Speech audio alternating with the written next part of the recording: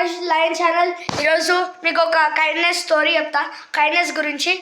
దీన్ని బట్టి మీకు కూడా కైండ్నెస్ వస్తుంది. ఒకసారి ఏమైంది, ఒక చిన్న ముసలైన వాళ్ళ కూతురికి పాస్ మార్క్ జిల్లాలో ఫస్ట్ వచ్చిందని ఆమె పెద్ద రెస్టారెంట్కి పోయి తినిపిస్తానని మాటిచ్చినాడు. అలానే ఆయన పోయిండు ఒకసారి.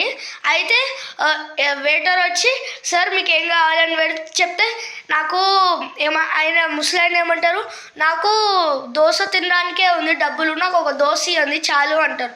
కానీ ఆ వెయిటర్ ఉంది కైండ్నెస్తోని ఆయన మేనేజర్కి చెప్తాడు, సార్ ఇట్లా ఉన్నారు, వాళ్ళకి దోశ తినడానికి ఉంది, కానీ మనం నా శాలరీలో కట్ చేయండి, లేకపోతే వాళ్ళకి తినిపిస్తా అన్నీ తినిపిస్తా అంటే, నాకు కూడా మేనేజర్ ఏమంటారు, నాకు కూడా కైండ్నెస్ ఉంది, నేను కూడా పిచ్చోనేం అనుకోకు అని ఒకరోజు ఆయనని స్వీట్స్ కూడా పంపించినారు వాళ్ళ ఇంటికి.